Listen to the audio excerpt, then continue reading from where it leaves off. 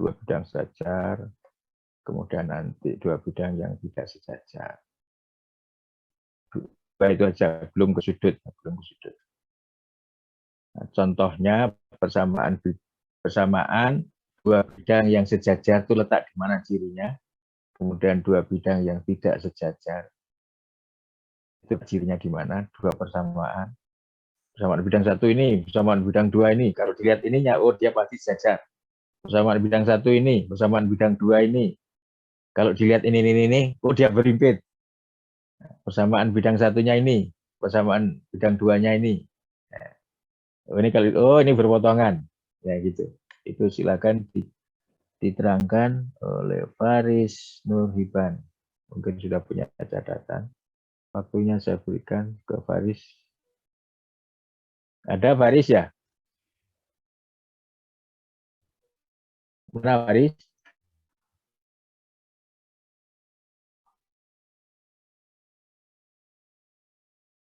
Halo?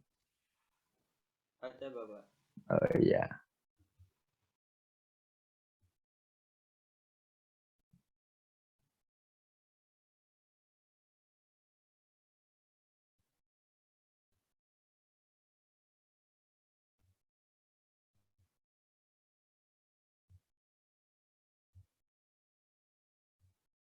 Sampai jam 2.10. Sampai jam 2.10. Tinggal 20. Silakan Faris. Bidang 1. A1 E B B1 Y C1 Z, bisa begitu, atau kalau kamu punya catatan silakan di share aja, bisa apa sih ya, di share screen. Sebelumnya mohon maaf Bapak, Iya Pak. untuk rangkuman saya yang mengenai relasi bidang itu masih belum Bapak. Jadi saya langsung ke yang sudah saya kerjakan itu, langsung ke sudut antara dua bidang. Oh ya sudah, itu dulu tidak apa-apa. Tidak apa, sudut dua bidang yang punya sudut. Kalau sejajar sudutnya 0, kalau berimpit sudutnya 0, yang berpotongan punya sudut. Silakan Baris, dari catatanmu boleh, silakan. Judulnya sudut dua bidang.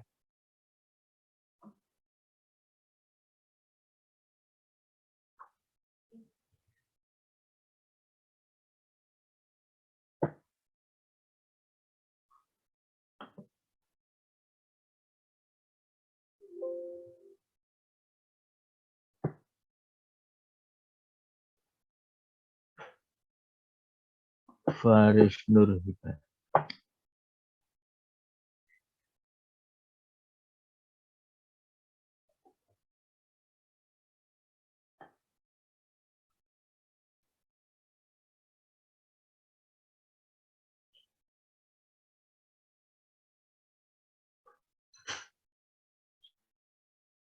Ya, sudah kelihatan, tinggal menerangkan.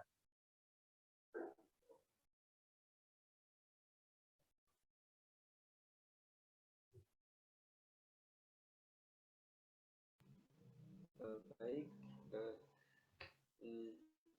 ini misalkan ada dua bidang. Jadi yang ini merupakan bidang yang ke-1, kemudian yang ini adalah bidang yang kedua. Kemudian bagaimana cara mencari sudut di antara dua bidang? Misalkan di sini ada N. N itu merupakan vektor normal dari bidang yang ke-1. Kemudian M, vektor M itu merupakan vektor bidang yang kedua, di mana vektor N ini tegak lurus dengan semua vektor pada bidang yang ke-1, dan vektor M itu tegak lurus terhadap semua vektor yang ada pada bidang yang kedua. Kemudian untuk mencari sudut antara bidang 1 dan bidang 2 yaitu menggunakan perkalian titik pada vektor atau dot product. Ya, sudut dua vektor. Iya, Pak.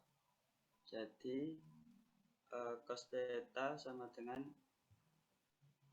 vektor n dot vektor m dibagi panjangnya vektor n dikali dengan panjangnya vektor m. Ya, betul. Kemudian langsung ke contoh. Ya. Tentukan sudut antara bidang 4x dikurangi 5y ditambah 7z sama dengan 31 dengan bidang 2x ditambah 4y dikurangi 3z sama dengan 20. Ya. Jawab, misalkan vektor n itu kan berarti dia memiliki komponennya 4, negatif 5, 7, dan vektor m dengan komponennya 2, 4, negatif 3. Ya, betul. Terus. Tinggal kita masukkan berdasarkan rumus tadi langsung. Jadi komponennya dikalikan, kemudian dibagi dengan panjangnya vektor n dan vektor m. Ya. Sehingga diperoleh sama dengan 8 dikurangi 20 dikurangi 21 dibagi akar 90 dikali akar 29. Nanti akan diperoleh negatif 11 dikali akar 90 per 290. Kemudian mencari tetanya berarti menggunakan argus cos. Ya. Dan kalau dihitung menggunakan kalkulator akan diperoleh sama dengan 130,24 derajat. Ya.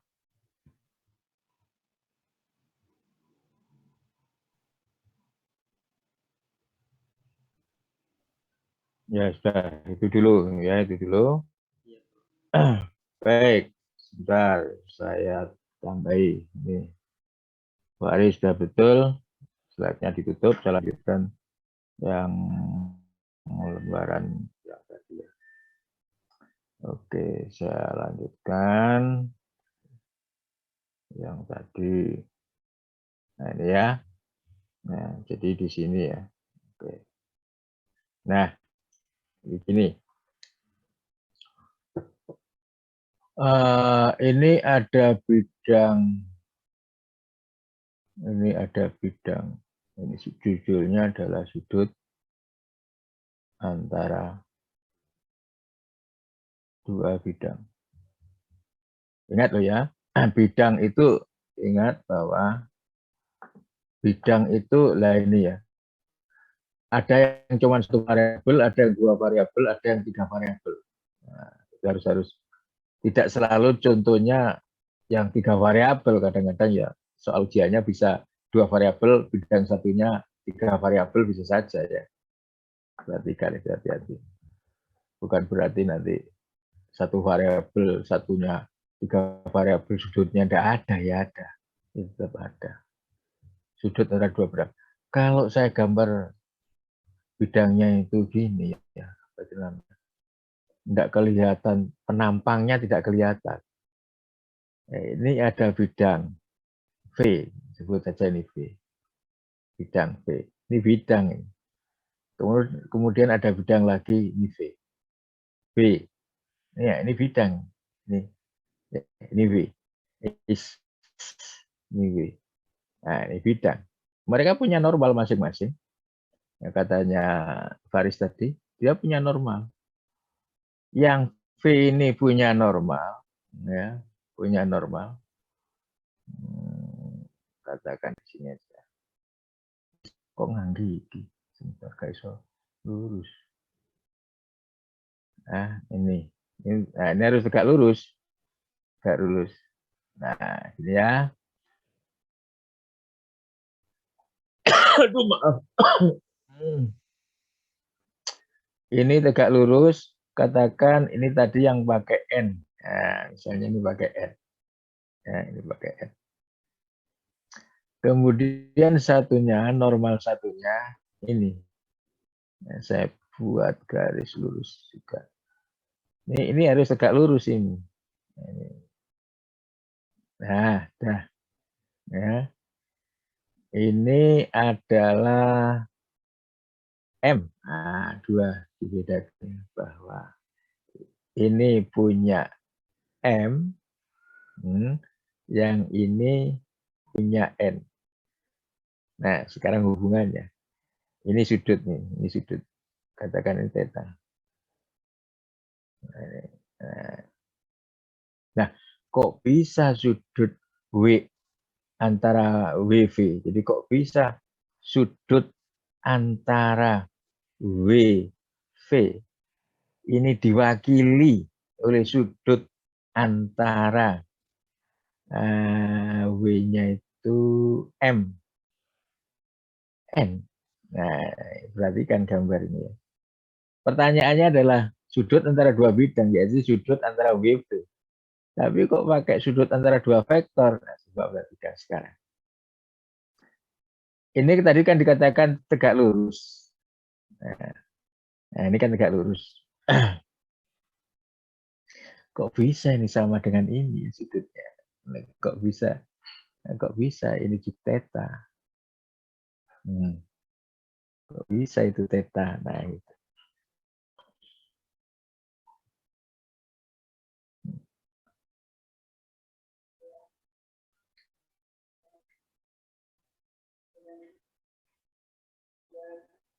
Terus tak kira anak tamu, kurang jual-jual.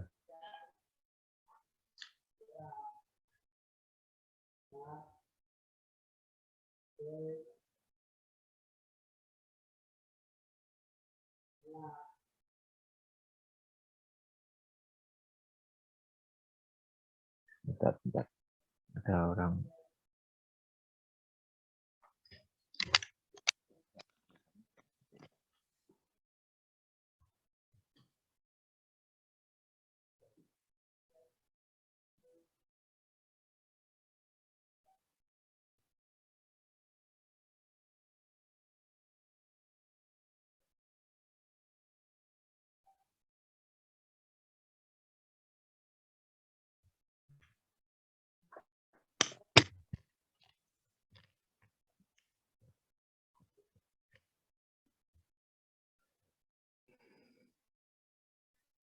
Ya, perhatikannya kembali ke sini ya.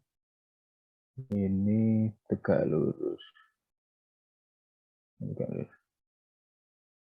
Nah, kalau saya perhatikan ini ada segi 4 ini ya. Ada segi 4 di mana segi 4 itu jumlah sudutnya adalah 360. Nah, ini yang sudah 2. Yang sudah 2 ini kan 90 kan 180. Tentu sisanya kan 180. Nah, yang ini kan garis lurus ini. N lurus, ini juga lurus. Sisa daripada ini, nah sisa daripada 2 ini adalah theta. Nah, sehingga ini tentu sama dengan theta. Sehingga ini sama dengan theta. Karena apa? Jumlah sudut segi 4. Ya, jumlah sudut segi 4 itu 360 derajat. Sudah ada 2 siku. Nah, berarti kan tinggal 180 derajat. Ya, garis N maupun M ini kan garis lurus kan 180. Sehingga ketika sudut yang berpelurus dengan sudut ini. Sudut yang berpelurus dengan ini. Sudut yang berpelurus dengan yang ini. Itu kan pasti theta. Nah, langit 180. Nah, itu makanya theta sehingga pertanyaan sudut dua bidang itu diwakili oleh sudut dua vektor. Kenapa? Karena sudut dua vektor itu yang kita sudah punya rumus. Gitu kan. Kita sudah punya rumus ini di pembicaraan vektor, di mana rumusnya ini adalah perkalian titik mereka. Ya. Perkalian titik mereka dibagi perkalian besarnya mereka. Nah, kan gitu. Nah, jadi diwakili ini. Sudutnya itu diwakili ini. Jadi ini adalah cos theta. Nah, tetanya ini tetanya sudut, tapi yang sama dengan tetanya bidang. Gitu. Sehingga sudut dua bidang diwakili oleh dua vektor. Di mana letak Nah, jadi perhatikan gambar ini. Oh, kalau bidang itu nggak kelihatan penampangnya, menjadi kelihatan cuma garis saja. Sehingga di sini tampak segi empat. Sudutnya 360. Ini sudah siku. Oh, tinggal 180. Oh, ini kan lurus. Oh, berarti theta itu pelurusnya dari hitam. Oh iya, sama kalau gitu. Ini sudut dua bidang adalah sudut dua vektor normalnya. Nah, begitu. Jadi apa yang dikatakan Faris itu sudah betul. Oke, jam.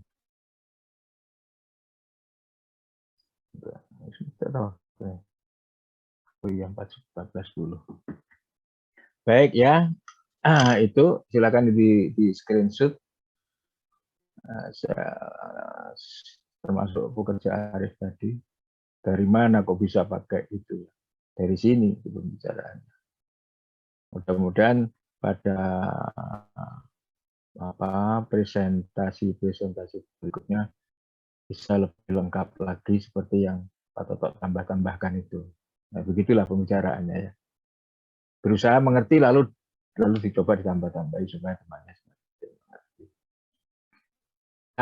Besok ini kan, besok kita lanjutkan.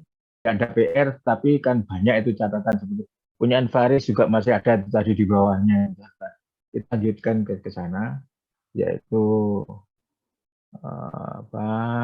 relasi bidangnya ya mungkin. Seperti apa contohnya kalau bidang sejajar bidang berimbit, bidang yang berpotongan. Nah, kalau sudutnya sudah dibahas tadi. Baik, untuk hari ini saya akhiri sampai di sini. Assalamualaikum warahmatullahi wabarakatuh. Waalaikumsalam warahmatullahi wabarakatuh. Ya. Terima kasih Bapak. Ya, kita akhiri bersama-sama.